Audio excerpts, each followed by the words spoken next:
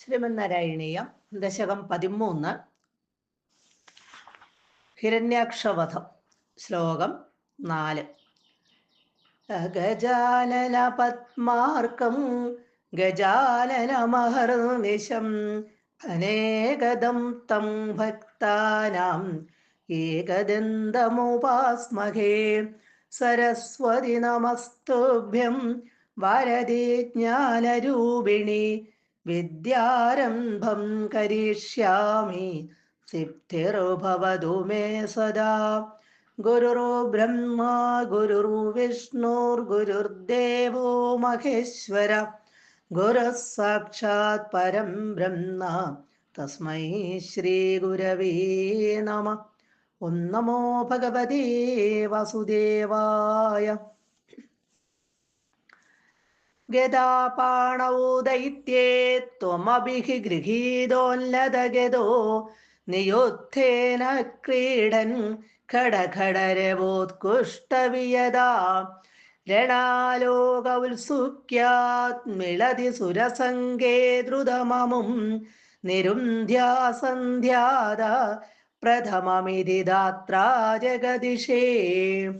കഴിഞ്ഞ ശ്ലോകത്തിൽ നമ്മൾ കണ്ടു, നാരദൻ തൻ്റെ തേറ്റമേല് ഭഗവാൻ ഭൂമിദേവിയെ ഇരുത്തിക്കൊണ്ട് സമുദ്രത്തിൽ നിന്നും ഉയർന്നു വരുന്നത് ഹിരണ്യാക്ഷന് കാണിച്ചു കൊടുക്കുന്നതും, ഹിരണ്യാക്ഷൻ പുച്ഛിച്ച് ഇതൊരു കാട്ടുമൃഗമാണല്ലോ, കഷ്ടം എന്ന് പറഞ്ഞ് പലതരത്തിലുള്ള ദുർവാക്കുകൾ കൊണ്ട് ഭഗവാനെ വേദനിപ്പിക്കാൻ ഒരുങ്ങുകയും ചെയ്യുന്നത്. തൻ്റെ തേറ്റമേലിരുന്ന് പേടിച്ചു വിറയ്ക്കുന്ന ഭൂമിദേവിയെ കണ്ട് ഭഗവാൻ തൻ്റെ ആ പ്രഭാവം കൊണ്ട്, മഹത്വം കൊണ്ട് സമുദ്രജലത്തിൻ്റെ മീതെ ഭൂമിദേവിയെ ഉറപ്പിച്ചവിടെ നിർത്തി.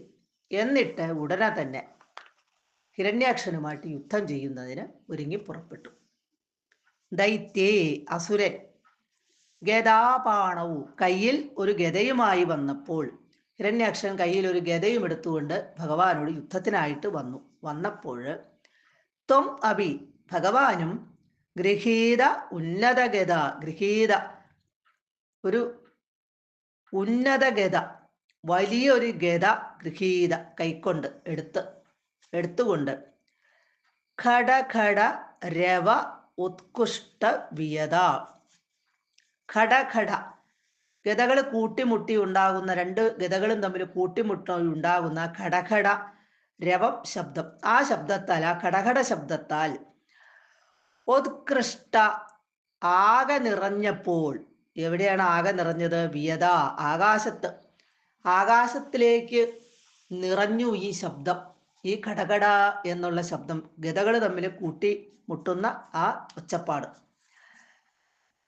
അങ്ങനെ ഒച്ചപ്പാടുണ്ടാക്കുന്ന, ആകാശം നിറയെ ഈ ശബ്ദം കേൾക്കത്തക്ക രീതിയിൽ ഒച്ചപ്പാടുണ്ടാക്കുന്ന നിയുദ്ധേന ദ്വന്ദ്വയുദ്ധത്താൽ, ക്രീഡൻ ഹി കളിച്ചിട്ട്, വിഹരിക്കവേ കളിക്കവേ. ഭഗവാൻ ഇതെല്ലാം ഒരു കളിയായിട്ടാണ് എടുക്കുന്നത്. അപ്പൊ ഇവിടെ ഹിരണ്യാക്ഷനും ഭഗവാനും തമ്മിൽ ഘോരമായിട്ടുള്ള ഗദായുദ്ധം നടക്കുകയാണ്. രണ ആലോക ഔത്സുക്യാത്, രണം എന്ന് പറഞ്ഞ യുദ്ധം, ആലോക കാണാനുള്ള, ഔത്സുക്യാത് കൗതുകത്താൽ, ഭഗവാനും ഹിരണ്യാക്ഷനും തമ്മിലുള്ള ആ യുദ്ധം കാണാനുള്ള ആ കൗതുകം കൊണ്ട് സുരസംഘേ ദേവന്മാര് കൂട്ടം കൂട്ടമായിട്ട് വന്ന്, മിളതി ഒന്നിച്ചു കൂടി അവിടെ വന്നു ചേർന്നുകൊണ്ടിരിക്കുക. ആകാശത്ത് വന്നങ്ങ് നിരന്നു ദേവന്മാരെല്ലാം ഇത് കാണാനായിട്ട്. ദ്രുതം ക്ഷണത്തില്, പെട്ടെന്ന്. സന്ധ്യാത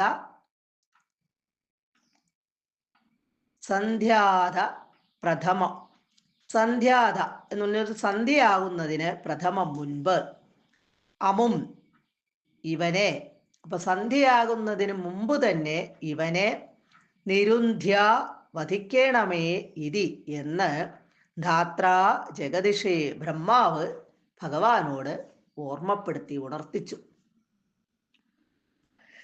ഇവിടെ ഭഗവാന യുദ്ധം എന്ന് പറഞ്ഞാൽ ഒരു കളിയാണ്.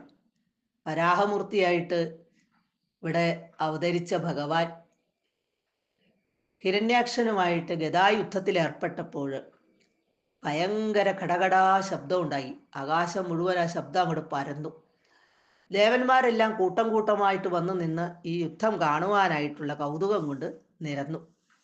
ആ സമയത്ത് ബ്രഹ്മാവ് ഭഗവാനെ ഒന്ന് ഓർമ്മപ്പെടുത്തി, സന്ധ്യയാകുന്നതിന് മുൻപ് തന്നെ ഇവനെ വധിക്കണമേ എന്ന്. കാരണം സന്ധ്യയായി കഴിഞ്ഞാൽ ഈ അസുരന്മാർക്കും രാക്ഷസന്മാർക്കും എല്ലാം ശക്തി ഒരുപാട് വർദ്ധിക്കും.